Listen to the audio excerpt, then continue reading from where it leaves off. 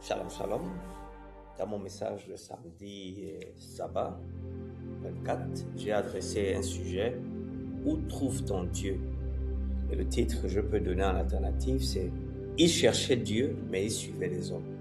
Le texte de base, c'est Jérémie 23, verset 16 au verset 22. Alors on se rend compte que nous sommes une génération en quête de Dieu. Bien aimé, jamais dans l'histoire récente, les gens n'ont autant parlé de Dieu. Jamais ils n'ont autant voyagé pour Dieu. Jamais ils n'ont autant couru derrière des hommes de Dieu. Et pourtant, jamais ils n'ont été aussi déçus. Jamais ils n'ont été aussi confus. Jamais ils n'ont été aussi instables spirituellement. Beaucoup disent, j'ai prié là-bas, mais je suis revenu vite. J'ai vu des visions, mais ma vie ne change pas. J'ai cru au prophète et j'ai été blessé. La question n'est pas, cherche-t-il Dieu? La vraie question est, comment cherche-t-il Dieu? Le danger de chercher Dieu à travers des hommes. Le peuple court, mais pas vers Dieu. Aujourd'hui, on suit des noms, on suit des réputations, on suit des plateformes, on suit des followers. Mais la Bible dit ainsi par l'Éternel. Maudit soit l'homme qui se confie dans l'homme. Jérémie 17, verset 5. Dieu n'a jamais demandé à son peuple de le chercher dans la célébrité. Une illustration que je peux rapidement donner. Un homme avait soif dans le désert. Au lieu de chercher un puits, il suivait les empreintes des pas des autres. Il disait, s'ils sont passés par là, c'est qu'il y a de l'eau. Le résultat, il a suivi les hommes et il est mort de soif. Les empreintes ne donnent pas l'eau, seul le puits le fait. Les pasteurs, les prophètes, les leaders sont des indicateurs, mais pas des sources. Paul avertit, afin que vous appreniez en nous à ne pas aller au-delà de ce qui est écrit.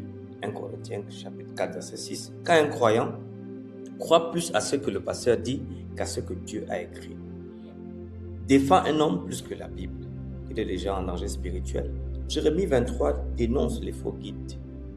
Dieu parle avec colère, n'écoutez pas les paroles des prophètes qui vous prophétisent et vous entraînent dans les illusions. Jérémie 23, verset 16. Dieu ne reproche pas seulement aux faux prophètes, il reproche aussi au peuple de les écouter et de les suivre. Le problème, des visions issues du cœur.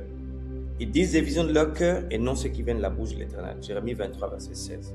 Aujourd'hui encore, on entend « j'ai vu »,« mon cœur m'a dit »,« j'ai ressenti »,« je fais un travail ». Mais la Bible dit « le cœur est tortueux par-dessus tout ». Jérémie 17, verset 9. La foi du cœur ne porte pas de fruits de l'éternité. Un cœur non soumis à la parole peut produire des visions mais pas de vérité. Illustration. Un homme qui conduit de nuit peut décider d'éteindre les phares pour suivre son intuition. Il se dit « je connais la route, je la sens, je suis sûr ». Le résultat, il finit nécessairement dans un ravin.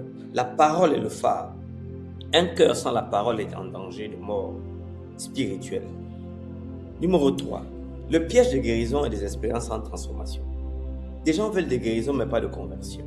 Jésus avertit plusieurs me diront ce jour-là, Seigneur, Seigneur, n'avons-nous pas prophétisé, chassé des démons, fait des miracles. Matthieu 7, verset 22. Ils avaient des expériences mais pas de relation. Les visions répétées ne sont pas un gage de vérité. Dieu peut parler par des visions, oui, mais jamais contre sa parole. À la loi et au témoignage, si l'on ne parle pas ainsi, il n'y aura point d'horreur pour le peuple. Ésaïe chapitre 8, verset 20. Une autre illustration que je vous offre. Un malade changeait d'hôpital chaque semaine. Il se disait, là-bas on m'a touché, ici j'ai senti quelque chose. Mais il refusait le diagnostic, le traitement et la discipline. Il aimait les sensations, mais pas la guérison. La parole guérit parfois lentement, mais elle guérit profondément. Point numéro 4. Où Dieu veut-il être aujourd'hui trouvé? Dans sa parole, pas dans les rumeurs spirituelles. Dans l'obéissance, pas dans l'émotion. Dans la vérité, pas dans le sensationnel. Dans la relation avec Christ, pas dans la dépendance aux hommes. Vous me chercherez et vous me trouverez si vous me cherchez de tout votre cœur. Jérémie 23, verset 19. En conclusion de ce message que j'ai prêché ce samedi, que je vous livre dans ce podcast, bien aimé, Dieu n'a jamais promis une foi sans discipline, une guérison sans obéissance, une spiritualité sans parole. Dieu se retire quand l'homme est exalté. Dieu se manifeste quand sa parole est honorée. Aujourd'hui, Dieu t'appelle. Ceux qui ont couru derrière les hommes, ceux qui ont cru plus à leur vision qu'à l'écriture, ceux qui ont été déçus, à revenir à la parole. Mon peuple est détruit parce qu'il lui manque de la connaissance. Osée chapitre 4, verset 6. Prions le Seigneur et reviens à lui. Crois en sa parole et sache qu'il t'écoute. Il est là dans la relation avec le Saint-Esprit. Prions le Seigneur. Père, je te dis merci pour la grâce que tu m'offres de faire un petit podcast pour rappeler ce que j'ai dit. Tu as désiré trouver dans ta parole, dans l'obéissance, dans une relation vivante. Je prie donc que Tu appelles ton peuple aujourd'hui à revenir à l'essentiel. Moins de dépendance aux hommes, plus de fidélité à la parole, moins d'émotions, plus de vérité. Dans le nom puissant de Jésus-Christ. Amen. Amen. Dans le prochain podcast numéro 2, nous allons parler d'un autre sujet encore plus fascinant. Que le Seigneur vous bénisse et vous garde. Shalom, shalom, shalom aleichem.